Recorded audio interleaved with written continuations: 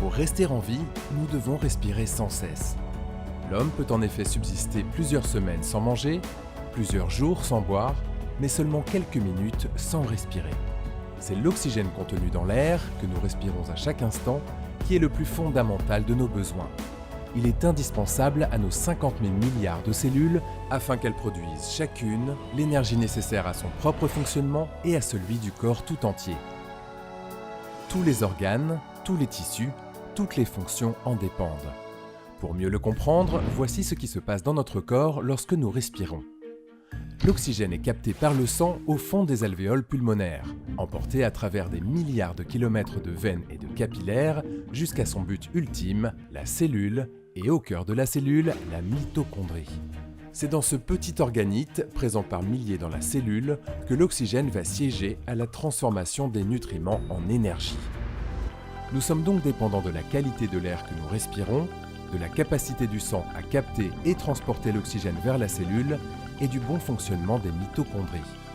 Lorsque l'oxygénation de nos cellules est efficiente, nos capacités physiques et intellectuelles sont optimisées et nous stimulons notre vitalité, notre créativité et la bonne gestion de nos émotions. En résumé, une bonne oxygénation est le pilier de notre état de santé, de nos performances, de nos capacités de défense et de régénération. Seulement, si l'air que nous respirons contient toujours une quantité suffisante d'oxygène, il transporte aussi des milliards de poussières, de particules polluantes et de molécules chimiques qui sont autant d'embûches à toutes les étapes de la respiration. À cet environnement pollué s'ajoutent d'autres facteurs défavorables à une bonne oxygénation tels que le tabagisme, la maladie, la fatigue, la vieillesse ou encore une alimentation déséquilibrée. Conséquence, nous sommes nombreux, souvent sans le savoir, à souffrir d'hypoxie chronique, c'est-à-dire d'un manque constant d'oxygène pour la cellule et son cortège de conséquences en cascade. Fatigue permanente, susceptibilité au stress, manque de sommeil, la perte de vitalité ouvre la voie à l'apparition de pathologies dégénératives, à la dépression ou encore au vieillissement précoce. Il est donc primordial pour notre santé de retrouver une oxygénation cellulaire équilibrée. Dès 1947, René Jacquier, chimiste et visionnaire, pensait que les clés d'un bon état de santé se trouvaient dans l'oxygénation. Il savait que l'enjeu ne résidait pas dans le fait de respirer plus d'oxygène, car contrairement aux idées reçues, l'excès d'oxygène, comme son manque, génère un stress pour la cellule. Il est spécialisé en chimie organique. Il a été élève du professeur Grignard, qui était prix Nobel de chimie organique.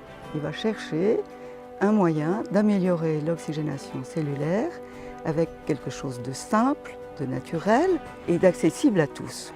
Pour rendre l'oxygène de l'air plus disponible dans l'organisme, il s'inspire alors des phénomènes complexes qui rendent l'air des forêts de pins particulièrement bénéfique pour la santé.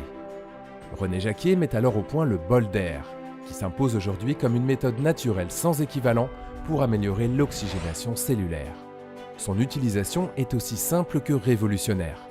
Elle consiste à inhaler un super transporteur d'oxygène élaboré à partir d'un dérivé de la résine du pin Pinus pinaster, très caractéristique des Landes françaises.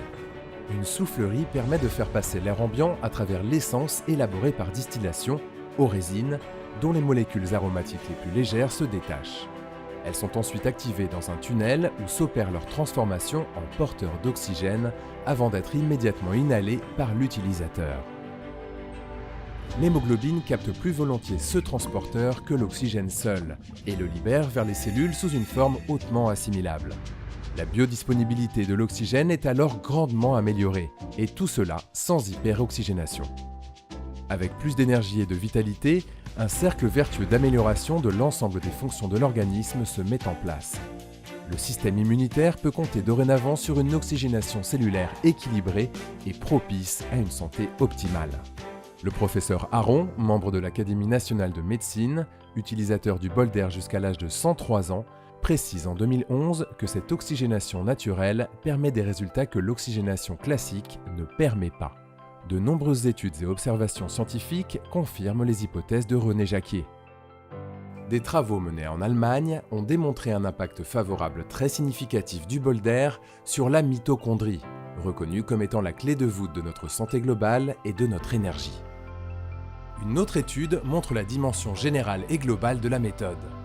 Le docteur Éric Serré, chercheur spécialisé en biologie moléculaire et biotechnologie, s'intéresse particulièrement aux phénomènes inflammatoires et à la flore intestinale. J'ai découvert une particularité fondamentale du bol d'air Jacquier, c'est que ça permet l'oxygénation cellulaire en évitant complètement ce côté oxydant.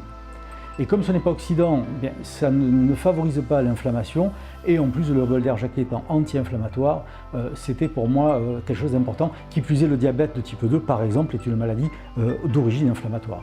Le bol d'air Jacquier, en plus de ça, lutte contre le vieillissement. On voit clairement que des animaux qui sont soumis au bol d'air Jacquier pendant une très longue période dans toute leur vie vieillissent beaucoup mieux et beaucoup plus longtemps que des animaux qui ne sont pas soumis à ce bol d'air Jacquier. C'est justement ce point-là qui m'a vraiment intéressé et qui a donné lieu à des interactions scientifiques entre Holist et mon laboratoire de recherche. La science le confirme, une meilleure oxygénation cellulaire améliore l'état de santé global.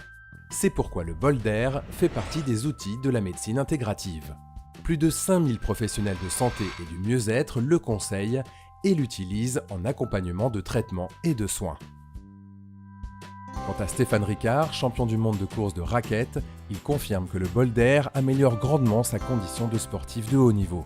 Je conseille vraiment le bol d'air Jacquier aux sportifs pour la récupération, aux personnes qui ont des problèmes de sommeil et d'endormissement, je suis bien placé pour en parler, aux personnes qui ont envie d'une vitalité meilleure parce que l'oxygénation c'est hyper important, et puis d'une manière générale à toutes les personnes qui ont envie d'être heureuses de vivre parce que je pense que ça joue aussi sur l'humeur, sur la joie de vivre, sur le sourire, sur les pensées positives, une meilleure oxygénation du cerveau. Pour toutes ces raisons, je recommande vivement le bol d'air Jacquier.